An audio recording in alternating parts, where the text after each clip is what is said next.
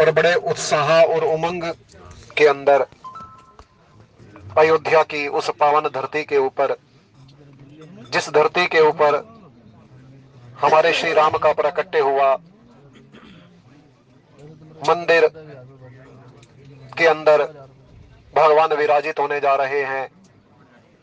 आप सभी को बहुत बहुत बधाई, क्योंकि जब जीवन के अंदर राम का आगमन होता है तो सब शुभ ही शुभ होता है, क्योंकि वो राम मंगल को देने वाले हैं।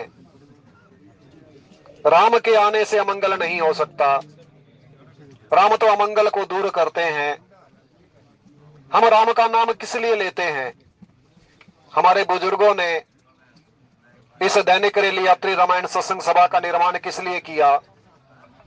ताकि हमारे अमंगल समाप्त हो। क्योंकि जिनकर नाम लेत जग माही, सकल अमंगल मूल नसाही। और जीव को क्या चाहिए? कर तल होई पदार्थ चारी, तेसिए राम कयाऊ का मारी। जीव को धर्म अर्थ काम और मोक्ष चाहिए, क्योंकि हम भरत जैसे संत तो है नहीं जो ये कह दे कि अर्थ न धर्म न काम रुचि गति न चयऊ निर्वाण। वो तो केवल कोई भरत जैसा हो। इतना आसान नहीं है भरत बनना, बड़ा कठिन है। सिर बल जाऊं चित यस मोरा, सबते सेवक धर्म कठोरा। अयोध्या कांड में बाबा तुलसी ने भरत के चरित्र का वर्णन जरूर किया, और हम सभी को तो आनंद लेना चाहिए ना। तो कहने का भी प्राय है कि आप सबको बहुत बहुत बधाई। कल लोहड़ी का भी परम पावन पर्व है, और मकर संक्रांति का भी 15 जनवरी को इस बार ये पर्व होने जा रहा है। वैसे 14 जनवरी को मनाया जाता है, लेकिन विद्वानों के अनुसार, पंडितों के अनुसार इस बार जो मकर संक्रांति का पावन पर्व है वो 15 जनवरी को रहेगा। और ऐसा प्रयास भी किया जाएगा कि प्रत्येक दिन जो यहाँ राम कथा होती है, राम कथा से पूर्व जो पाचांग होता है ना, उसका भी थोड़ी देर के लिए बखान कर दिया जाए कि आज कौन सी तिथि है, आज क्या वार है। क्योंकि हमारे जो सनातन धर्म में जो मंथ हैं, जो महीने हैं, उनको हम भूलते जा रहे हैं। और उसका लाभ हमें ये रहेगा कि हमें वो मंथ भी याद रहेंगे। क्योंकि किसी से कहा जाए ना कि चैत्र मास, तो एक बार तो वो पहली बार अगर किसी ने सुना होगा तो वो सुन करके आश्चर्यचकित भी हो जाता है कि चैत्र मास किसको कहते हैं। अप्रैल महीना कहा जाए तो हर कोई समझ आता है, लेकिन हम अपने देसी उन मासों को भूलते जा रहे हैं। लेकिन हमें याद कराने के लिए हमारी भारतीय संस्कृति, हमारी जो सनातन संस्कृति है, वो इसी से ही है। तो इस गाड़ी के अंदर मैं रोहतास जी को प्रार्थना करूंगा कि प्रतिदिन कथा से जो पूर्व है, जिस भी वक्ता का ये नंबर देंगे, लेकिन जो आज का पाचांग है ना, उसका वर्णन वो जरूर करेंगे कि आज कौन सी तिथि है, आज कौन सा दिन है, आज सूर्य देव किस समय उदय हुए हैं और किस समय सूर्य देव अस्त होंगे। और आने वाले दिनों के अंदर अगर कोई महत्वपूर्ण तिथि आ रही है तो उस पाचांग के अंदर ये हमें बताएंगे। और उसका एक ही उद्देश्य ये है कि हम अपने उन सनातन संस्कृति को याद रखें। उसके पीछे और कोई भाव नहीं है कि जिसको हम भूलते जा रहे हैं उसको हम याद रखें कि हमारे ये मंत्र हैं, हमारे ये जो शास्त्रों ने बनाए गए हैं, वो भी हमें जानकारी अवश्य होनी चाहिए। आइए भगवान के नाम का स्मरण करें। आमन बैठ जरा श्री राम जी के चरणों में, आमन बैठ जरा श्री राम जी के चरणों में। मेरे मन प्रीत बड़ा श्री राम जी के चरणों में, मेरे मन प्रीत बड़ा श्री राम जी के चरणों में। आमन बैठ जरा श्री राम जी के चरणों में।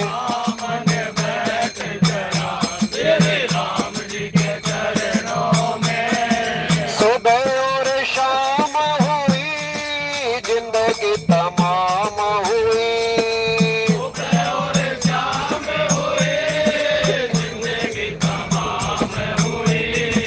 जिंदगी आके बना मेरे राम जी के चरणों में।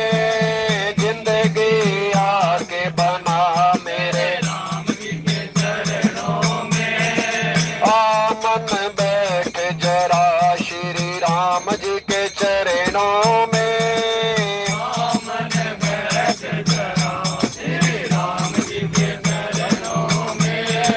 ये जग सपना है कोई नहीं अपना है।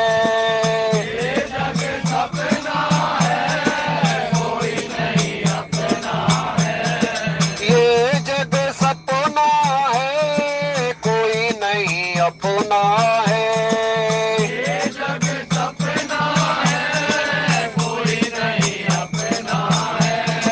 राम जी को अपना बना श्री राम जी के चरणों में।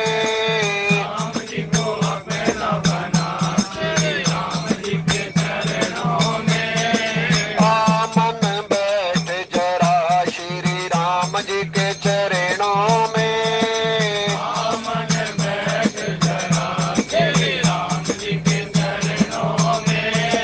काम और क्रोध तेरा कुछ ना बिगाड़ेंगे।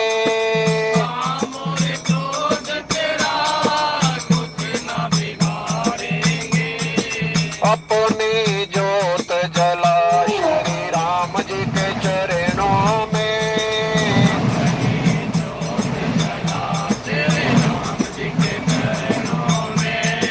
आमन बैठ जरा श्री राम जी के चरणों में।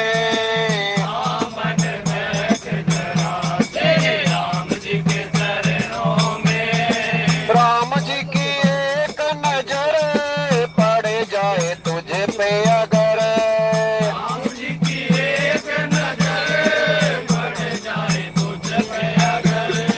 करुणा की एक नजर पड़ जाए तुझ पे अगर।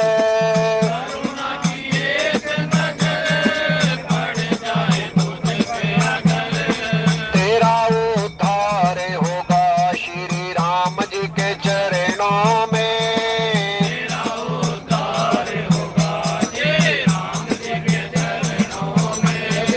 आमन बैठ जरा श्री राम जी के चरणों में।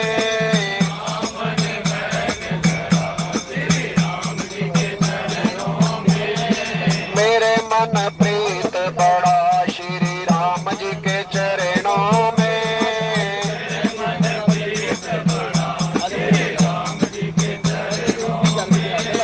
आमन बैठ जरा श्री राम जी के चरणों में। आमन बैठ जरा। बोले राजा रामचंद्र महाराज की जय।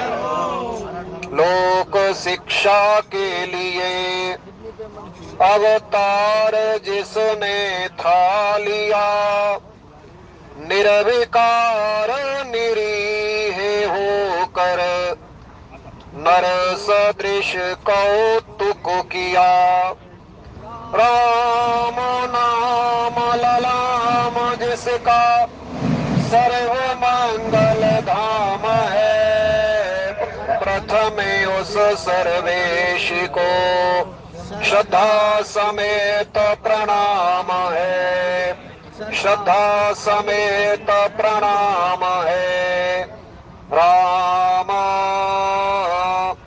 अमित गुण सागर था के पावई कोई। संतन सन जस कछु सुन्यो तुम ही सुनावहु सोई सियावर राम। चंद्र पद जय शरणम शंकर सिय राम मैं सब जग जानी कराऊ प्रणाम जोरे जुग पानी कराऊ प्रणाम जोरे जुग पानी विपभुज बल विदु शिव धनु राहु गराहु कठोर विदित सब काहू रावण बाण महाभट भारे देख सरासन गवाई सिधारे सोई पुरारी को दंड कठोरा राज समाज आज जोई तोरा त्रिभुवन जय समेत वैदेही बिनहि विचार वरई हटते ही बिनहि विचार वरई हटते ही। आदरणीय विद्वत समाज, श्री रामचरितमानस में प्रथम सोपान बालकांड के अंतर्गत बड़ा ही पावन प्रसंग उस धनुष यज्ञशाला के अंदर आज के दोहे में जनक जी की प्रतिज्ञा का वर्णन किया जा रहा है। वो महाराज जनक जो ज्ञानियों में शिरोमणि हैं, जिनके ज्ञान की प्रशंसा स्वयं गीता जी में भगवान श्री कृष्ण ने की है। जनक जी के समान ज्ञानी संसार के अंदर कोई नहीं है। विदेह राज उनको कहा जाता है। आज उनके प्रण का विवेचन बाबा तुलसी अपनी कथा के माध्यम से कर रहे हैं। और उससे पूर्व आपने श्रवण किया कि बड़ा सुंदर दृश्य है। सीता जी जयमाला लिए हुए सुशोभित हैं और राम और सीता का दर्शन करने के पश्चात गोस्वामी जी महाराज कहते हैं कि सब मगन हो रहे हैं। यही लाल सा मगन सब लोग और बरसावर हो जानकी जोगू। हमारा मन मगन हो जाए, क्योंकि तन से काम चलने वाला नहीं है। अभी थोड़ी देर पहले भजन गाया गया ना कि आ मन बैठ जरा श्री राम जी के चरणों में। तन से कई बार हम मंदिर के अंदर होते हैं, लेकिन मन से मंदिर के अंदर नहीं हो पाते। और यही स्थिति हमारी राम कथा के अंदर भी होती है। कई बार तन से बेशक हम राम कथा के अंदर होते हैं, लेकिन मन से राम कथा के अंदर नहीं आ पाते, और उसका परिणाम हम सबको भोगना पड़ता है। आवश्यकता है तन और मन दोनों से भगवान का बनने की। यहां जनकपुर के जो लोग हैं ना, इनके प्रेम का वर्णन कौन कर सकता है? क्योंकि बाबा तुलसी ने जब इनका परिचय दिया ना, तो बड़ा सुंदर परिचय है इनका। इनके अंदर कोई एक गुण नहीं है, दो गुण नहीं है, बल्कि चारों गुण विद्यमान हैं। पुर नर नारी सुभग सुचि संता और धर्मशील ज्ञानी गुणवंता। क्योंकि यथा राजा तथा प्रजा। राजा जनक जो को भी जिस समय राम का दर्शन प्राप्त हुआ, तो वो भी मग्न हो गए। और वास्तव में भगवान का दर्शन करने के पश्चात अगर मन मग्न नहीं हुआ, तो ये समझ लेना चाहिए कि भगवान का दर्शन हुआ ही नहीं। राजा जनक की वो अवस्था बनी, प्रेम मगन मन जान नृप धर विवेक धरि धीर और बोले मुनि पद नाई सिरु गद गद गिरा गंभीर। मगन हो गए, आंखों से अश्रुपात होने लगा और विश्वामित्र जी से पूछने लगे, कयाऊं नाथ सुंदर दोहु बालक और मुनि कुल तिलक केंदीप कुल पालक। जिज्ञासा हुई ना, क्योंकि मन जब मगन हो जाता है तो मन के अंदर फिर जिज्ञासा होती है। आज गोस्वामी जी महाराज कहते हैं कि आज जनकपुर के जो निवासी है ना, सब मगन हो गए, क्योंकि भगवान का दर्शन, राम और जानकी का दर्शन एक साथ उनको प्राप्त हो गया। और जब दर्शन हुआ तो मन के अंदर विचार करने लगे कि बर सावरो जानकी जोगू। सीता जी भक्ति का स्वरूप हैं और हमारे राघवेंद्र सरकार ज्ञान का स्वरूप हैं। जीवन के अंदर ज्ञान और भक्ति का मिलन तो अवश्य होना चाहिए ना। अगर हमारे जीवन के अंदर ज्ञान है और भक्ति नहीं है तो भी बात बनने वाली नहीं है। रावण के पास ज्ञान तो था लेकिन भक्ति नहीं थी और उसने भक्ति का हरण किया। और भक्ति का हरण नहीं किया जाता बल्कि भक्ति को तो संत की कृपा से, क्योंकि भक्ति स्वतंत्र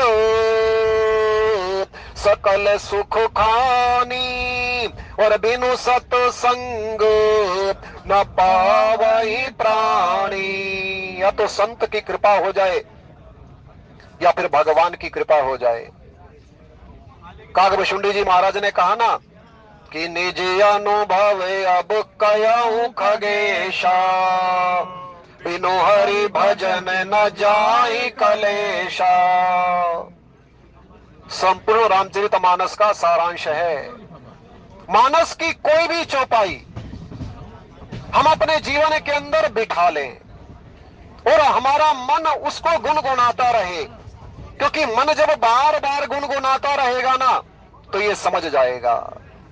अन्यथा मन बड़ा चंचल है, मन की स्थिति बड़ी भयानक है।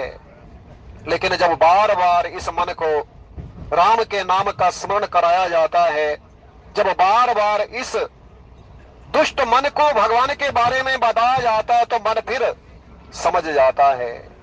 आज गोस्वामी जी महाराज कहते हैं कि सब मगन हो रहे हैं राम और जानकी का दर्शन करने के पश्चात, और इधर जो है महाराज जनक जी की जो प्रतिज्ञा है ना उसको सुनाया जा रहा है। अब देखिए जनक जी की जो प्रतिज्ञा है ना वो कोई साधारण प्रतिज्ञा नहीं है।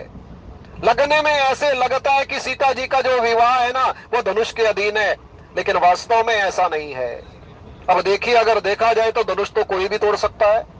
ऐसा कहा जाता है कि राजा जनक ने प्रतिज्ञा की कि जो भी शिव जी के धनुष का भंजन करेगा उसी के साथ मैं सीता जी का विवाह कर दूंगा। अब आप देखिए कि धनुष तो एक 60 साल का व्यक्ति या 70 साल का व्यक्ति भी तोड़ सकता था। क्या राजा जनक को इस बात की खबर नहीं थी कि धनुष तो कोई भी आके तोड़ देगा? लेकिन राजा जनक तो ज्ञानियों में शिरोमणि हैं। राजा जनक जानते थे कि इस धनुष को उस ब्रह्म के अतिरिक्त जो है ना कोई दूसरा तोड़ ही नहीं सकता। राजा जनक ज्ञानियों में शिरोमणि थे, ऐसी प्रतिज्ञा नहीं कर सकते थे कि कोई भी आए और शिव के धनुष को तोड़ दे। कोई तोड़ ही नहीं सकता था। ये केवल राजा जनक ही जानते थे कि मेरे यहाँ जिस कन्या का अवतरण हुआ है ना वो कन्या कोई साधारण नहीं है। जनक सुता जग जननी जानकी अतिशय प्रिय करुणा निधान की। जब मेरे यहाँ शक्ति स्वरूपा कन्या रूप में आ चुकी है तो इसका भी प्राय है कि वो ब्रह्म भी जरूर आएगा। और संत महात्मा तो यहां तक कहते हैं कि जैसे ही ब्रह्म का आगमन हुआ ना तो राजा जनक ने तो मन ही मन उस समय ही निश्चय कर लिया कि शिव जी के धनुष का अगर कोई भंजन करेगा ना तो वो केवल राम ही करेंगे, क्योंकि समझ गए। जो ज्ञानी व्यक्ति होते हैं ना उनको ज्यादा समझाने की आवश्यकता नहीं पड़ती, लेकिन हम तो अज्ञानी है ना। हमारे सामने बार बार राम कथा का गुणगान किया जाता है और राम कथा में एक ही तो चीज बताई जाती है कि भगवान का भजन करो। बिनु हरि भजन न जाहि कलेशा। बाबा तुलसी के बड़े अनमोल वचन हैं। कागभूषुंडी जी महाराज कहते हैं कि हे हे गरुड़, जब मैंने राम की कृपा का अनुभव किया ना, जब ते राम कृपा मोहि अपनाया, तब ते न व्यापी मोहि माया। जब ते भगवान ने अपना लिया ना, तब से मेरे जीवन के अंदर माया ने कुछ कष्ट प्रदान नहीं किया। अन्यथा उससे पहले तो मैं भी घूमता रहा ना, किस किस योनि के अंदर मेरा जन्म नहीं हुआ, 84 लाख योनियों में मैं भी भटकता रहा, लेकिन इस काग योनि में आकर के मुझे भगवान की भक्ति मिल गई। क्योंकि सोई पावन सोई सुभग शरीरा, और जो तन पाई भजे रघुवीरा। आज जनक जी की जो प्रतिज्ञा है ना, वो कोई साधारण प्रतिज्ञा नहीं है। आज वो लोग जो हैं, जो भाट लोग हैं, आक जनक जी का विशाल प्रण कहने जा रहे हैं कि निपभुज बल विधु शिव धनु राहु, और गराहु कठोर विदित सब काहू। राजाओं की भुजाओं का जो बल है ना, वो चंद्रमा के समान है। अब राजा बलवान होना चाहिए, बल के अंदर परिपूर्ण होना चाहिए। और यहाँ गोस्वामी जी महाराज कहते हैं, ये जो शिव जी का धनुष है ना, ये राहु के समान है और बड़ा भारी कठोर है, ये सबको विदित है। क्योंकि शिव जी के धनुष की जो तुलना है ना, कई संत महात्मा अभिमान से भी करते हैं। जीवन के अंदर अभिमान का तो विनाश होना ही चाहिए ना। जब तक हमारे जीवन के अंदर अभिमान का विनाश नहीं होगा, तब तक ज्ञान और भक्ति का मिलन नहीं हो सकता। कई बार हमारे जीवन के अंदर अभिमान आकर के बाधा डाल देता है। तभी कहा जाता है कि भगवान का स्मरण करो, क्योंकि भगवान राम जो है ना, निरभिमानी है। भगवान राम जैसा राजा इस संसार के अंदर कोई नहीं हुआ। भगवान राम जैसा पुत्र इस संसार के अंदर कोई भी नहीं हुआ। भगवान राम के जैसा भाई इस संसार के अंदर कोई नहीं हुआ। भगवान राम के जैसा स्वामी इस संसार के अंदर कोई नहीं हुआ। बाबा तुलसी तो इन कथाओं के माध्यम से ही तो राम की महिमा का गुणगान करते हैं कि प्रभु तरु तर कपी डाल पर। अब देखिए, सेवक का जो स्थान होता है ना, वो तो नीचे होता है, क्योंकि एक परंपरा, एक नियम है। स्वामी जो होता है वो ऊपर बैठता है, लेकिन धन्य है मेरे राम, स्वयं नीचे बैठते हैं और अपने सेवकों को ऊपर बिठाते हैं। और ऐसी बात नहीं है, बाबा तुलसी कहते हैं ये राम का दरबार है। भोरे मन प्रभु अस विश्वासा, रामों से अधिक राम कर दासा। राम के गुण बहुत महान है, तभी तो राम की कीर्ति का बखान किया जाता है, तभी तो राम के गुणों का गान किया जाता है, क्योंकि राम के गुण ही गाने के लिए हैं। राम के प्रत्येक गुण का हमें गुणगान करना चाहिए कि संसार के अंदर हमें किस प्रकार से अपने जीवन का निर्वाह करना चाहिए। क्योंकि बार बार संत महात्मा कहते हैं कि हमें निज धर्म पर चलना सिखाती रोज रामायण, और सदा शुभ आचरण करना सिखाती रोज रामायण। राम की कथा सुनने के पश्चात भी अगर हमारा आचरण शुभ नहीं हुआ तो कोई लाभ नहीं है फिर कथा सुनने का। राम कथा का गुणगान करने के पश्चात भी अगर हमारे जीवन के अंदर राग द्वेष ईर्ष्या ये सब बने हुए हैं, वो ऐसा है वो वैसा है, तो फिर राम कथा का कुछ लाभ मिलने वाला नहीं है। राम के गुणों का गान ही इसलिए किया जाता है ताकि हमारे जीवन के जो विकार है ना, चाहे वो काम है, चाहे वो क्रोध है, चाहे वो लोभ है, चाहे वो ईर्ष्या है, चाहे वो द्वेष है, किसी भी प्रकार का जो विकार है ना, वो हमारे जीवन से समाप्त हो जाए और हमारा मन बिल्कुल निर्मल हो जाए। क्योंकि जब तक मन निर्मल नहीं होगा ना, बात बनने वाली नहीं है। और भगवान का पदार्पण ही हमारे मन को निर्मल करने के लिए होता है। भगवान का प्रकट्य किस लिए होता है? ताकि हम जो संसारिक जीव है ना, अपने उस मन को निर्मल कर सके। क्योंकि तन को तो हम बेशक निर्मल करते रहते हैं, लेकिन मन निर्मल कैसे होगा? तो संत महात्मा कहते हैं, राम नाम के साबुन से जो मन की मैल गवाएगा, तो निर्मल मन के शीशे में वो प्रभु का दर्शन पाएगा। भगवान का दर्शन करने के पश्चात फिर उस मन के अंदर भगवान आ जाए ना, तो फिर बात बन जाए। क्योंकि मन के अंदर अगर भगवान बैठे हैं ना, तो फिर विकार आने वाले नहीं है। भगवान शंकर के हृदय के अंदर राम जी का निवास है ना, और वो करते क्या है? निरंतर राम के नाम का स्मरण करते हैं। और उसका लाभ उन्हें यह मिला कि उनके हृदय के अंदर राम का प्रवेश हो गया। क्योंकि जो 24 घंटे भगवान के नाम का स्मरण करेगा तो वो तो राम को तो आना ही पड़ेगा ना। इसलिए कहा जाता है कि हर पल हर क्षण भगवान के नाम का स्मरण करो, चाहे काम करते रहो, कोई दिक्कत नहीं है, लेकिन मन तो राम की ओर लगा रहे ना। और इन कथाओं के माध्यम से हमारे संतों ने का प्रयास किया कि किसी भी प्रकार से मन संसार से हट जाए और भगवान के अंदर लग जाए। सीता जी ने पीछे दर्शन किया ना राम जी का पुष्प वाटिका के अंदर, तो सीता जी ने जो दर्शन करने का ढंग हम संसार के लोगों को बताया कि राम का दर्शन तो कर रही है, लेकिन किस भांति से कर रही है। केवल एक दो क्षण के लिए नहीं, बल्कि लोचन मग राम ही उड़ानी और लीने पलक कपाट सयानी। बाबा तुलसी कहते हैं ये सयानी है, क्योंकि हमें दर्शन करने का ढंग मां से ही तो सीखना चाहिए ना। पुत्र जब संसार के अंदर जन्म लेता है तो पुत्र को तो कुछ भी पता नहीं होता, मां ही तो चलना सिखाती है ना। मां ही तो जीव की प्रथम गुरु मानी गई है, और मां सुमित्रा लक्ष्मण जी की गुरु बनी। तभी कहा कि तात तुम्हारी मातु वैदेही और पिता राम सब भांति स्नेही। और इसी पुष्प वाटिका में सीता जी ने दर्शन करने का ढंग बताया कि भगवान का दर्शन करो, लेकिन दर्शन करने के पश्चात केवल थोड़ी देर का दर्शन नहीं, बल्कि लोचन मग राम ही उर आनी, नेत्रों के रास्ते से फिर भगवान की उस सुंदर छवि को अपने हृदय के अंदर धारण करके ले आओ। और उसके पश्चात फिर अपने नेत्रों को बंद कर लो, फिर तो अंदर दीदार होगा ना। क्योंकि भगवान का जब पदार्पण जीवन के अंदर होता है, मन के अंदर होता है, तभी तो ये मन निरंतर उसी का स्मरण करता है। क्योंकि राम जैसा सुंदर तो इस संसार के अंदर दूसरा और कोई भी नहीं है। आज गोस्वामी जी महाराज कहते हैं रावण बाण महाभट भारे और देख सरासन गवाही सिधारे। इस धनुष को रावण और बाणासुर भी जैसे इस धनुष को उठा नहीं पाए। और आगे चल करके मां सुनैना भी कहेगी कि रावण बाण छुआ नहीं चाहता, क्योंकि बड़ा विशाल धनुष है। अब रावण ने किस लिए नहीं उठाया, वो अलग कथाएं हैं शास्त्रों के अंदर। बाणासुर ने भी इस धनुष को क्यों नहीं उठाया, क्योंकि शिव जी का भक्त है वो, और रावण भी शिव जी का भक्त है। और भी अनेकों कारण हो सकते हैं, उसमें कोई संशय नहीं करना चाहिए।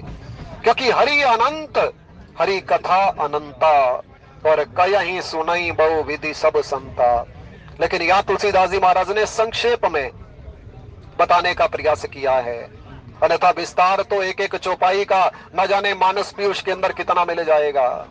और यहाँ गोस्वामी जी महाराज ने सांकेतिक भाषा के अंदर ये समझाने का प्रयास किया है कि ये धनुष बड़ा कठोर है। रावण और बाणासुर जैसे भी इस धनुष को उठा नहीं पाए।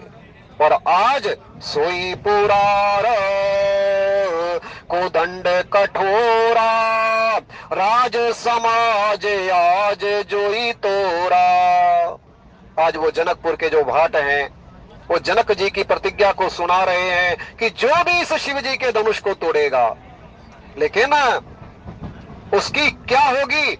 बोले त्रिभुवन जय समेत वैदेही और बिना ही विचार वरही अठते ही। तीनों लोकों के अंदर उसकी जय जयकार होगी। अब तीनों लोकों की अंदर जो जय जयकार होती है ना, वो केवल भगवान की होती है। राजा जनक इस बात को जानते थे। इस संसार के अंदर कोई भी ऐसा नहीं है जिसकी तीनों लोकों के अंदर जय जयकार हो, क्योंकि भगवान त्रिभुवनपति हैं। भगवान के समान इस संसार के अंदर दूसरा ना तो कोई हुआ है और ना कोई हो सकता है। भगवान ही है जिसकी कीर्ति का गुणगान तीनों लोकों के अंदर किया जाता है। हम हनुमान चालीसा पढ़ते हैं ना, चारों युग पर ताप तुम्हारा है पर सिद्ध जगत उजियारा। हनुमान जी महाराज की महिमा का गुणगान चारों युगों में है। और यहाँ राजा जनक जी की जो प्रतिज्ञा है ना कि सीता जी उसको प्राप्त करेंगी जो तीनों लोकों के अंदर विजय प्राप्त करेगा, क्योंकि धनुष वही तोड़ पाएगा जिसकी तीनों लोकों के अंदर विजय होगी, या जो तीनों लोकों का स्वामी होगा वही तोड़ सकता है, और दूसरा कोई तोड़ ही नहीं सकता। और आगे चल करके आप देखेंगे कि इस धनुष का भंजन जो है ना वो भगवान राम के अतिरिक्त दूसरा और कोई कर ही नहीं पाया। अनेक राजाओं ने प्रयास जरूर किया, लेकिन शिव के धनुष को तोड़ना तो बहुत दूर की बात रही, बल्कि उठा ही नहीं पाए। और यहां तक कि भूप सहस्त्र 10 एक ही 12 और लगे उठावन टर ही न टारा। 10,000 राजा मिलकर के भी उस धनुष को उठाने का प्रयास करने लगे, लेकिन धनुष जो है ना वो टस से मस होने वाला ही नहीं था, किसी से भी उठने वाला नहीं था। वो तो केवल राम से ही उठ सकता है, क्योंकि राम ही समर्थ है। और आगे चल करके विश्वामित्र जी, जब सब राजाओं का गर्व दूर हो जाएगा, सब राजाओं का अहंकार दूर हो जाएगा, तो उस समय फिर विश्वामित्र जी राम को आज्ञा देंगे कि राम अब वो शुभ समय आ गया है। जैसे आने वाली 22 जनवरी को बड़ा ही शुभ समय है, और उस शुभ समय के अंदर ही भगवान राम की जो प्राण प्रतिष्ठा है वो उस मंदिर के अंदर होने जा रही है, जो हम सबके आराध्य हैं, जो हम सबके इष्ट हैं, जिनके नाम का गुणगान हम प्रतिदिन किया करते हैं, क्योंकि राम ही तो हमारे सब कुछ हैं। जीवन के अंदर राम है तो सब है। ये संसार के जितने भी नाते हैं ना सब राम के कारण से हैं। और एक समय ऐसा भी आता है जब सब छोड़ करके चले जाते हैं, और उस समय है राम काम आता जब छोड़ जाते सारे, और दामन उसी का पकड़ो सब छोड़कर सहारे।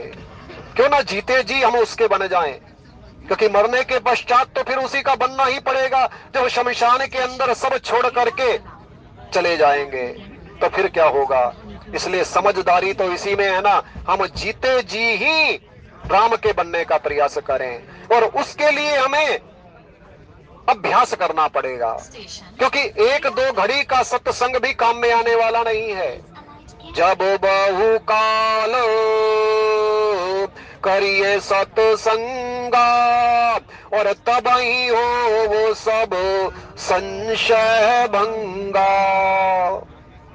सत्संग जीवन के अंदर जब बना रहेगा तो फिर संतों की कृपा भी हमारे जीवन के अंदर बनी रहेगी, क्योंकि जब बार बार हम संतों के पास जाएंगे और संतों के पास जाकर के उस राम के नाम की दीक्षा को मांगेंगे कि हमें राम के नाम को प्रदान कर दो, और मन जब स्वतः ही कहने लग जाएगा, क्योंकि जब तक अंतर मन से हम ना कहें तब तक जो गुरु है ना वो नाम की दीक्षा नहीं देता। जब अंतर मन से हम कह देते हैं ना कि अब प्रभु कृपा करो यही भांति, और सब तज भजन करहूं दिन राति। हे प्रभु अब आप कृपा करो, क्योंकि अब मुझे संसार की जो कामनाएं हैं वो नहीं चाहिए। जब मन कहने लगेगा कि अब संसार नहीं चाहिए, अब तो केवल राम चाहिए। कागभूषुंडी जी के जीवन के अंदर वो क्षण आया ना जब मन के अंदर केवल एक ही कामना रह गई कि केवल राम चाहिए, और उस राम के नाम को पाने के लिए न जाने कितने संत महात्माओं के आश्रम के अंदर विचरण करते रहे। ऐसे भूषुंडी जी को राम का नाम नहीं मिला। संत महात्माओं के पास जाकर के पूछते रहे कि मुझे राम कथा सुनाओ। राम कथा सुनने के लिए अब मैं लालायित हूं। और स्वयं पार्वती जी भगवान शंकर से प्रार्थना करती है ना कि आप मुझे राम कथा सुनाओ। अब एक समय वो था जब शंकर जी राम कथा सुनाने के लिए लेकर के गए थे, लेकिन सती जी ने कथा को नहीं सुना था। और एक समय वो है जब पार्वती जी कहते हैं कि तब कर अब विमोह मोहि नाही। पूछा अब क्या है, बोले राम कथा पर रुचि मन माही। जब किसी को प्यास लगी हो ना, अगर उस समय उसको पानी प्रदान कर दिया जाए तो वो कितना प्रसन्न होता है। अब किसी को प्यासी ना हो, अब उसको अगर पानी पिला दिया जाए तो पहली बात तो वो पिएगा ही नहीं।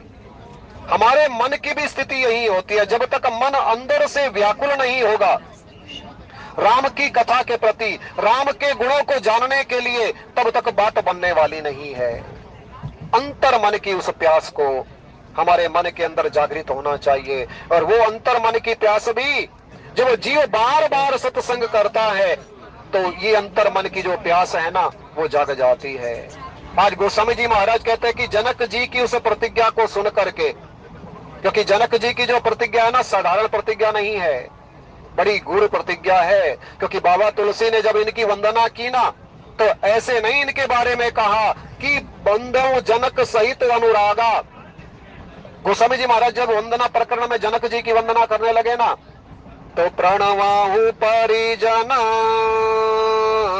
सहित विदेहु, जाहि राम पद गूढ़ सनेहु। बड़ा गूढ़ प्रेम था जनक जी का राम जी के प्रति, बड़ा अलौकिक प्रेम था। और आगे चल करके गोस्वामी जी महाराज उस प्रेम का वर्णन भी करेंगे कि जनक जी जैसा प्रेमी जो है ना, भगवान का दूसरा कोई नहीं हुआ। भगवान से प्रेम भी किया, भगवान से संबंध भी जोड़ लिया, और भगवान के चरणों को पखारने का सौभाग्य भी प्रदान कर लिया। ये केवल जनक जी ही कर सकते हैं। आज गोस्वामी जी महाराज कहते हैं कि उस गूढ़ प्रतिज्ञा को जो मूढ़ राजा लोग थे वो समझ नहीं पाए।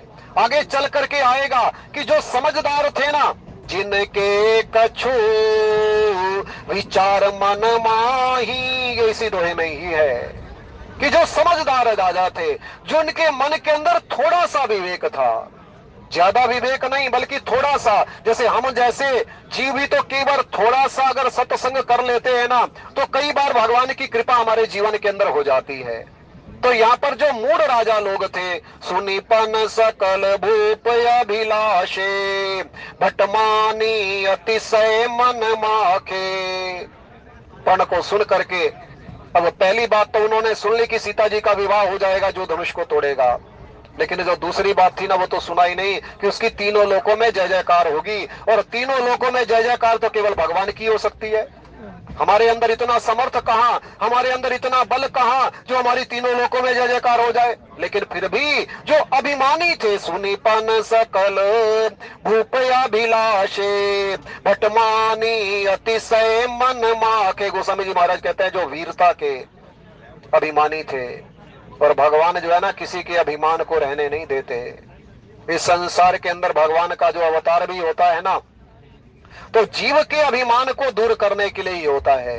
जीव के मन के अंदर कई बार इतना अभिमान हो जाता है ना कि जीव को उस अभिमान को दूर करने के लिए भगवान को स्वयं अवतरित होना पड़ता है। और उस त्रेता युग में भी बाली जैसा अभिमान ही तो आ गया था ना। पत्नी समझा रही है लेकिन फिर भी मान नहीं रहा, और भगवान से वार्तालाप हुआ। भगवान ने कहा, मूढ़ तोई अतिशय अभिमाना, और नारी सिखावन करसी न काना। इन प्रसंगों को बार बार कहने का अभिप्राय क्या है कि कभी भूल करके भी अभिमान मत करो।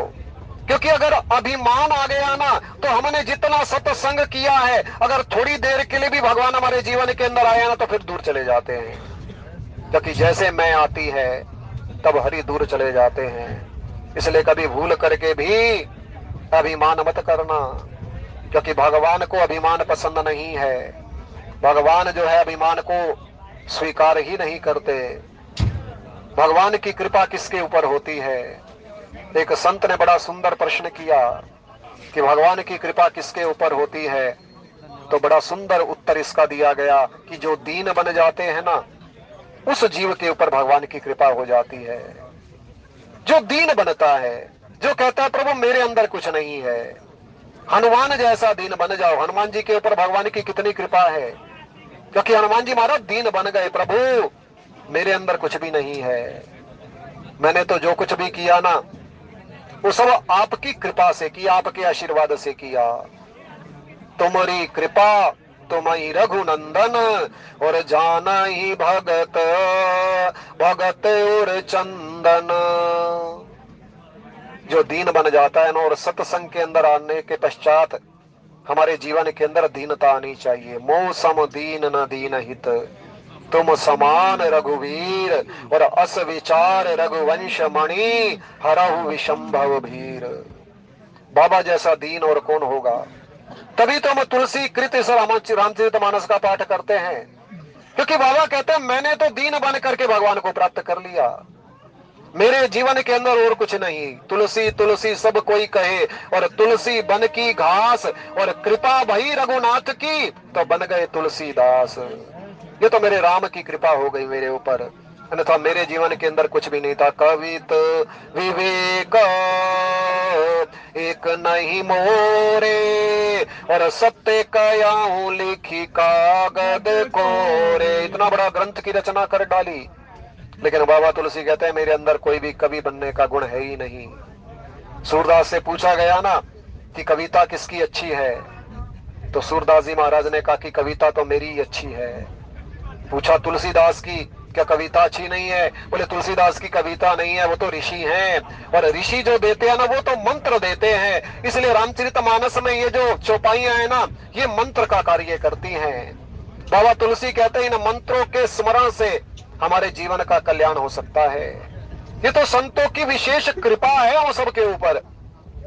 प्रत्येक जीव को इन मंत्रों की आवश्यकता है, क्योंकि रामचरितमानस की चौपाइयां कोई साधारण चौपाइयां नहीं है, बल्कि एक मंत्र, सिद्ध मंत्र का कार्य करती हैं। तो आज गोस्वामी जी महाराज कहते हैं कि जो वीरता के अभिमानी थे वो मन ही मान बहुत तब तमाए, और गोस्वामी जी महाराज कहते हैं परिकर बांध उठे अकुलाई, चले इष्ट देवन सिर नाई। अब देखिए ये जो अभिमानी जीव है ना, ये भी अपने अपने इष्ट देव को प्रणाम जरूर कर रहे हैं, लेकिन केवल नियम का निर्वाह करने के लिए, क्योंकि बल का अभिमान तो इनके जीवन के अंदर है ना, और जब तक हमें अपने बल का अभिमान होगा ना, हम कुछ भी नहीं कर पाएंगे। और हमारे जीवन के अंदर भी यही होता है, केवल नियम का निर्वाह करने के लिए हम भगवान के नाम का स्मरण कर लेते हैं, बस एक नियम बना हुआ। अच्छी बात है नियम बना रहे, लेकिन अंतर मन भी तो स्वीकार करे ना, प्रभु मेरे अंदर कुछ भी नहीं है। जैसे काग जहाज को सूझे और न ठोर, तुम लग मेरो आसरो और तुम लग मेरी दौड़। जीव के पास अभिमान करने लायक कुछ है ही नहीं, लेकिन फिर भी जीव ना जाने कितना अभिमान करता है। संत महात्मा कहते हैं ना, समान 100 बरस का पल की खबर नहीं। अरे पल में क्या से क्या हो जाए कुछ भी तो नहीं कहा जा सकता, और बातें ऐसी ऐसी करता है, ना जाने कितने वर्षों तक जिएगा। इस संसार के अंदर कुछ भी हमारा नहीं है, केवल राम ही हमारे अपने हैं, और उस राम को पाने के लिए हमें प्रयास करना चाहिए। आज गोस्वामी जी महाराज कहते हैं कि जा तो रहे हैं, लेकिन होता क्या है, तमकता की तकी शिव धनु धरही, और उठही न कोटि भांति बल करही। बड़े तमक करके ताव से शिव जी के धनुष की ओर देखते हैं, और फिर निगाहें जमा करके उसे पकड़ते हैं, और करोड़ों भांति से जोर लगाते हैं, पर वह उठने का नाम ही नहीं लेता। बड़े गूढ़ भाव भी आप सब इन प्रसंगों के माध्यम से, विद्वानों के माध्यम से श्रवण करते रहते हैं, क्योंकि ये कोई साधारण चौपाइयां तो है नहीं, बड़े गूढ़ अर्थों से भी ये परिपूर्ण है। लेकिन जो साधारण अर्थ है वो यही है कि जीवन के अंदर अभिमानी जीव जो होता है ना, उसकी जो इच्छा होती है वो कभी पूर्ण नहीं होती। थोड़ी देर के लिए अगर उसको सफलता जरूर मिल जाए, लेकिन वंश अंत में तो अभिमानी का जो सिर होता है ना, वो नीचे ही होता है। आज उन अभिमानियों को सफलता नहीं मिल रही, और गोस्वामी जी महाराज कहते हैं कि जब अभिमानियों को सफलता नहीं मिली, जो बड़े बड़े बलवान राजा लोग उस सीता जी के स्वयंवर के अंदर पहुंचे हुए थे, जो ना जाने अपने आप को कितना बड़ा बलवान मानते थे कि धनुष को तो हम ही तोड़ करके जाएंगे और सीता जी हमें ही प्राप्त होगी, लेकिन जब धनुष नहीं टूटता तो गोस्वामी जी महाराज कहते हैं कि जिनके कछु विचार मन माही, तो चाप समीप महीप न जाई। जो धर्मशील राजा होते हैं, क्योंकि ये संसार तो हमेशा से ही ऐसा रहा, इस संसार के अंदर धर्मात्माओं की भी कमी नहीं है, और इस संसार के अंदर अभिमानी जीव को भी कोई कमी नहीं है। ये संसार है, इस संसार के अंदर मूर्ख भी मिल जाएंगे, इस संसार के अंदर ज्ञानी भी मिल जाएंगे, ये संसार भरा पड़ा है। और उस समय भी जो अभिमानी जीव थे, जब उनसे धनुष नहीं टूटा, तो गोस्वामी जी महाराज कहते हैं कि जो विवेकशील राजा थे, अब देखिए विवेक कहां से मिलता है, सत्संग से मिलता है। सत्संग ही वो साधन है जिसके माध्यम से हमारे जीवन के अंदर विवेक जागृत हो सकता है, दूसरा कोई साधन नहीं है। और जीवन के अंदर विवेक आ जाए, हमारे जीवन के अंदर कुछ ऐसा क्षण आ जाए कि हम सोचने के लिए विवश हो जाएं कि हमारा जन्म किस लिए हुआ है, ये विवेक है। भगवान ने हमें संसार के अंदर किस लिए भेजा है, संसार के अंदर आकर के हमें क्या करना चाहिए, संसार के अंदर आकर के हमें नाना प्रकार से शुभ कर्मों को करना चाहिए, विवेक ही तो है ना। और ये सत्संग के माध्यम से आप नित्य प्रति, चाहे वो भजनों के माध्यम से, चाहे वो कथा के माध्यम से, चाहे वो सुंदर प्रवचनों के माध्यम से, हम सब जीवन के अंदर विवेक ही तो प्राप्त करके जाते हैं। भैया शुभ कर्म करने चाहिए, क्योंकि कुछ भी साथ जाने वाला नहीं है। संत महात्मा बार बार एक ही बात को कहते हैं कि सुमति कुमति सबके और रही, कोई भी जीव ऐसा नहीं है जिसके जीवन के अंदर सुमति ना हो और कुमति ना हो, दोनों ही हमारे जीवन के अंदर विद्यमान है। और कुमति के कारण हम कई बार अनुचित कर्म भी कर बैठते हैं, लेकिन जब जीवन के अंदर सुमति आती है भगवान की कृपा से, संतों के आशीर्वाद से, तो हम फिर नाना प्रकार के सत्कर्म करते रहते हैं। आज गोस्वामी जी महाराज कहते हैं कि उस सभा के अंदर भी, उस सीता जी के स्वयंवर के अंदर भी कुछ राजाओं के मन के अंदर विवेक था, और विवेक के कारण, सत्संग के कारण, क्योंकि सत्संग हमें बचाता है। और उस सत्संग के कारण क्या हुआ, बोले चाप समीप महीप न जाही, वे धनुष के पास जाते ही नहीं, क्योंकि अपनी हंसी थोड़ी करानी है। जब उससे नहीं टूटा, उससे नहीं उठा, तो फिर मैं कहां उठा पाऊंगा, मेरे अंदर तो इतना प्रयास ही नहीं है ना। और कुछ ने ऐसी गूढ़ प्रतिज्ञा को सुन भी लिया होगा, भैया हमारी इतनी कहां समर्थ जो हमारी तीनों लोकों के अंदर विजय हो सके। तीनों लोकों के अंदर विजय तो केवल राम की हो सकती है, और राम ही इस धनुष को तोड़ेंगे। इसलिए हमें प्रयास ही नहीं करना चाहिए, बल्कि हमें तो इस राम और सीता जी के जो दर्शन का सौभाग्य है ना, वो प्राप्त करना चाहिए। और वास्तव में जीव के पास जितनी समर्थता होना, जीव को अपनी समर्थ के अनुसार ही कार्य करना चाहिए, क्योंकि संत महात्माओं के अनमोल वचन है कि बिना विचारे जो करे सो पाछे पछताए, और काज बिगाड़े आपनो जग में होत हसाए। कोई भी कार्य करो ना, पहले सोच समझ लो कि मैं इस कार्य को कर भी पाऊंगा या नहीं कर पाऊंगा। जब समुद्र को पार करने की बात आई ना, तो वानर बड़े विवेकशील हैं, क्योंकि भगवान का सानिध्य उनके पास है। तो किसी वानर ने कहा कि मैं 50 योजन तक जा सकता हूं, तो दूसरे ने कहा जाता क्यों नहीं, उसने कहा पगले ये 100 योजन का समुद्र है, 50 योजन जा तो सकता हूं लेकिन बीच में ही डूब जाऊंगा। तो तीसरे ने कहा कि मैं 70 तक जा सकता हूं, तीसरे ने कहा जा, फिर उसने कहा नहीं, क्योंकि 100 योजन का है, 70 योजन वाले भी बात कहां बनने वाली है। अब देखिए जिसने जाना है वो चुपचाप बैठा हुआ है, और उसको जगाया गया संत के द्वारा कि राम काज लगी तवे अवतारा, और सुनते भयाहू पर्वताकारा। इन प्रसंगों को बार बार कहने का भी प्रय यही है कि जीवन के अंदर सत्संग करो, सत्संग करो।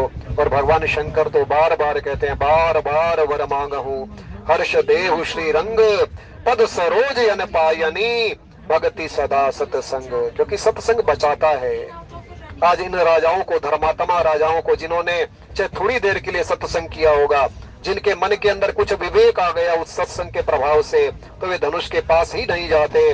और तमक धराई धन मोड़ नृप, उठाई न चलही लजाई, मनहु पाई भट बाहुबल, अधिक अधिक गरुआई, सियावर रामचंद्र पद जय शरणम शंकर।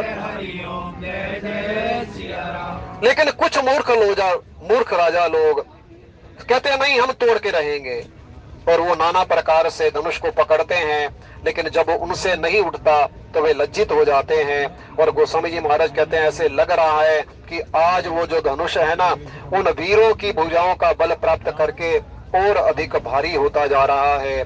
और किसी ने सोचा भी नहीं था कि धनुष इतना भारी होगा, क्योंकि ये कोई साधारण धनुष नहीं है, ये शंकर जी का धनुष है। और शंकर जी का धनुष तो वही तोड़ सकता है ना। आगे चल करके भगवान राम कहेंगे भी सही कि नाथ शंभु धनु भंजन हारा, और हो यही को एक दास तुम्हारा। जिसके मन के अंदर अभिमान नहीं होगा, जो ये कहेगा कि मैं नहीं, ये तो किसी दास को ही ये सौभाग्य मिलना चाहिए। और जब तक शिव की कृपा नहीं होगी तब तक शिव के उस धनुष को कोई भी नहीं तोड़ सकता। आइए इन्हीं वचनों के साथ वाणी को विश्राम, त्रुटि के लिए क्षमा। बोले राजा रामचंद्र महाराज की। बहुत अच्छे भाव रखते हैं। आदरणीय कृष्ण कुमार वर्मा जी का बहुत बहुत धन्यवाद। कथा के बहुत ही सुंदर भाव। और राम जी से प्रार्थना कि आरती करवाएंगे।